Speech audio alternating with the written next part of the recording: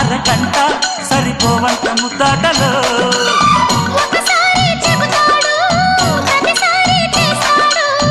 అంటూనే చీపాడు అందంతో రాపాడు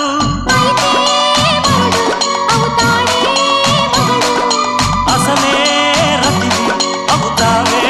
సతివి ఘుంఘుమాయించు కొంచెం